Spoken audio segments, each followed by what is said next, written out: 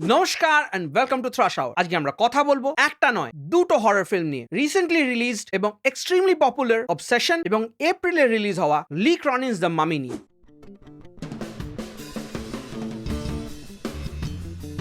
তো প্রথমে আমরা কথা বলে নিই অবসেশন নিয়ে। অবসেশনের প্রচুর রিকোয়েস্ট এসছে এবং এই ফিল্মটার পজিটিভস এন্ড নেগেটিভস ডিসকাস করার আগে ছোট্ট করে প্লটটা বলে নিই। অবসেশন একটা সুপার ন্যাচারাল হরর ফিল্ম যার মেইন ক্যারেক্টার হচ্ছে বেয়ার এন্ড নিকি। বেয়ার, নিকি, সারা এবং ইয়েন এরা চারজনেই ক্যাসেলস মিউজিক স্টোরে কাজ করে। বেয়ার নিকিকে ভালোবাসে but he is too shy and can't gather enough courage to actually propose to her. তাই ও একটা উইশ মেকিং অবজেক্টের থ্রু দিয়ে, যেটার নাম হচ্ছে ওয়ান উইশ উইলো, এটা উইশ করে যাতে Nicky falls in love with him and loves him more than anyone else in the world. Now exactly এটাই চায় এবং his wish comes true and what follows is an obsessive madness. এর বেশি আমি plot কিছু reveal করব না কারণ স্পয়লার্স হয়ে যাবে। তো এবার চলুন ডিসকাস করা যাক এর পজিটিভস এন্ড নেগেটিভস। এই ফিল্মের প্রথম পজিটিভ হলো এর পারফরম্যান্স। প্রত্যেকটা অ্যাক্টর খুব ভালো পারফর্ম করেছে। খুবই ছোট্ট কাস্ট, বেসিক্যালি চারজন ক্যারেক্টার আর হাতে গোনা হয়তো কয়েকজন এক্সট্রা, এবং 100% of the cast gave their 100%। নিকির পারফরম্যান্স তো অসাধারণ ছিল। She absolutely carried the movie on her shoulders. ছবিতে নিকির ডিসেন্ট ইনটু ম্যাডনেস খুব ভালোভাবে দেখানো হয়েছে, especially how the entity takes over her. You can see the inner conflict, the internal fight.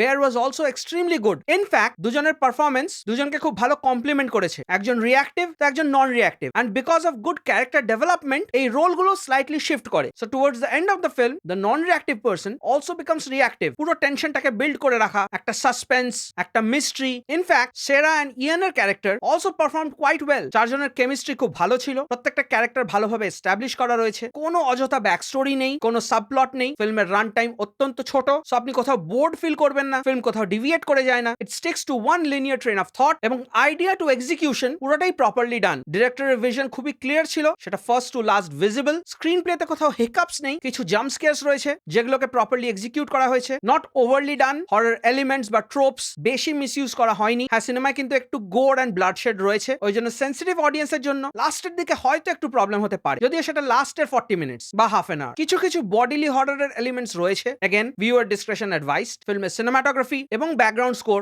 একে অপরকে খুব ভালো কমপ্লিমেন্ট করে। ভাবাই যায় না এটা একজন ইউটিউবারের ডিরেকশনে বানানো ফিল্ম। সাউন্ড ডিজাইন ওয়াজ টু গুড। এক্স্যাক্টলি মোমেন্টগুলোকে হাইপ তোলা এবং রিজলভ করা। আমার পুরো ফিল্মের প্রেজেন্টেশন খুব ভালো লেগেছে। দ্যাট বিং সেড, ফিল্মে অ্যাজ সাচ কোনো ফ্ল আমার চোখে পড়েনি, বাট কয়েকটা জিনিস আমি পয়েন্ট আউট করতে চাই। এডিটিং আরেকটু ক্রিস্প হতো। আমি কিন্তু রান টাইম নিয়ে বলছি না, ফিল্মের রান টাইম একদম ঠিক আছে, কিন্তু কিছু কিছু সিনস আমার মনে হয়েছে এক্সাক্ট টাইমে কাট করা হয়নি, মানে একটু স্ট্রেচড হয়ে গেছে কয়েকটা সিনস। যেরকম দ্য কনজারিং 2 এর ভ্যালাকের revelation scene, highly praise for its editing and timing. এইখানে এরকম কোনো সিন নেই যেটা আপনার মনে দাগ কাটবে। মানে সিনসের যে ইম্প্যাক্ট সেটা ফিল্মে ওয়ার্ক করলেও ফিল্মটা শেষ হওয়ার পর সেটা আপনার সাথে থাকবে না, মানে কোনো রেস থেকে যাবে না। এন্ড বিকজ অফ দ্যাট আরেকটা প্রবলেম হয়, এই ফিল্মের নভেলটি খুব তাড়াতাড়ি ফেড করবে। মানে আমরা যখন একটা ফিল্মের লঞ্জেভিটির কথা বলি বা শেলফ লাইফের কথা বলি, এই ফিল্মটা যতক্ষণ হাইপ আছে ততক্ষণ চলবে। ভুল ভাববেন না, ফিল্মটা কিন্তু একদমই বাজে নয়, but it's not special, it's not phenomenal. হ্যাঁ, বিগত যে কটা হরর ফিল্ম আমি দেখলাম তার মধ্যে execution was very good. It's a proper film, but that's it, it's just proper. তার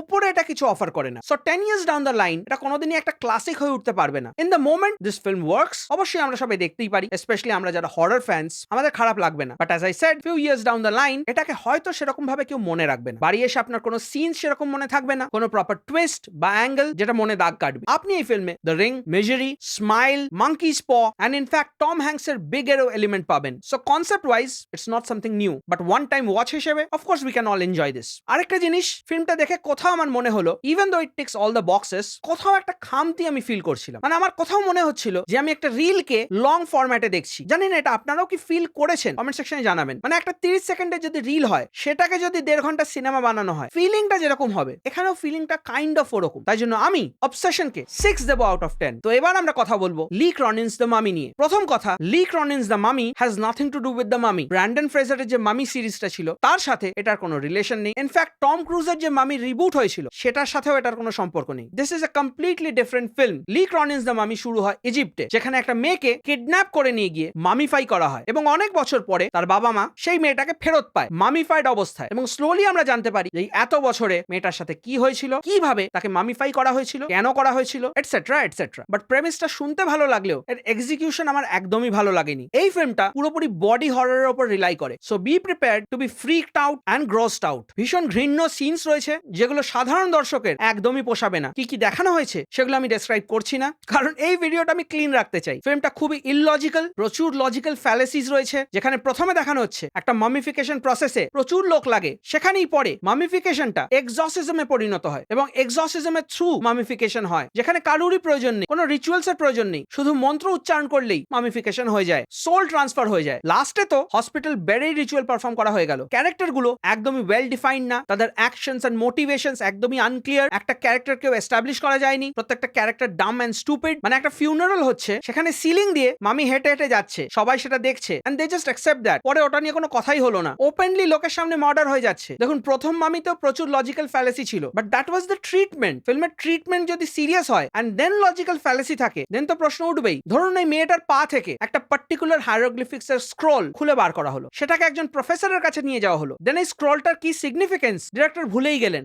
আইডিয়াটা জাস্ট ড্রপ করে দিলেন। এরকম মাল্টিপল অ্যাঙ্গেলস আসে এবং যায়, নাথিং ফ্রুটফুল হ্যাপেন্স। প্রথমে সেটিংটা যত ভালো ছিল, প্রেমিসটা যতটা ভালো ছিল, এক্সিকিউশন একদমই পুয়ার। ডিরেক্টর এন্ডিংটা ভাবেনি। ইনফ্যাক্ট ইজিপ্টের ইউজেজটাও পুরোপুরি প্লট কনভেনিয়েন্স অনুযায়ী ইউজ করা হয়েছে। The film is actually not set in Egypt, the story starts in Egypt then moves somewhere else completely. And Egypt যেটা দেখানো হয়েছে সেটাও হাস্যকর, পুরো বোঝা যাচ্ছে that is a set, not the real place. Maximum CGI and green screen, nothing feels real. And overall ফিল্মটা আমার কাছে পুরোপুরি একটা ফেলিয়ার। স্যান্ড স্টর্মের মধ্যে দিয়ে অ্যাক্টর দৌড়চ্ছেন, ওনার চোখ পুরো খোলা, একটা বালির কণা ওনার চোখে যাচ্ছে না। Attention to detail is also zero. একটা লেজেন্ডারি ফিল্মের টাইটেল নিয়ে সেটাকে কিভাবে নষ্ট করতে হয় ডিরেক্টর ভালো করে দেখিয়ে দিয়েছেন। ছবিতে একটা কাল্ট দেখানো হয়, যে কাল্টটার ব্যাক স্টোরি দেখাতে গিয়ে ডিরেক্টর পুরোপুরি অফ ট্র্যাক চলে যান, এবং একটা কাল্ট সেরকম একটা হিনাস রিচুয়াল পারফর্ম করছে, সে সেটাকে ভিডিও ক্যামেরাতে ক্যাপচার করছে, সেভ করে রাখছে, যাতে পরবর্তী জেনারেশন সেই রিচুয়ালটা ভিডিও দেখে শিখতে পারে। হে, কোন ধরনের কাল্ট ভাই? প্রশ্ন করতে গেলে প্রশ্ন শেষ হবে না। তাই জন্য আমি লি ক্রনিন্স দ্য মামিকে 2 দেব out of 10। A beautiful idea, horribly executed. যাই হোক, এই ছিল আমার views and opinions on obsession and Lee Cronin's the Mummy. আপনাদের যদি এই ভিডিওটা ভালো লেগে থাকে তাহলে একটা লাইক, শেয়ার আর সাবস্ক্রাইব করে দেবেন। আপনাদের কোনো মতামত, সাজেশন বা ওপিনিয়ন থাকলে কমেন্ট সেকশনে নিশ্চয়ই জানাবেন। You can follow me on Instagram, Twitter and Facebook. আপনারা দেখছেন থ্রাশ আওয়ার। আমি আপনাদের হোস্ট টম থ্রাশ,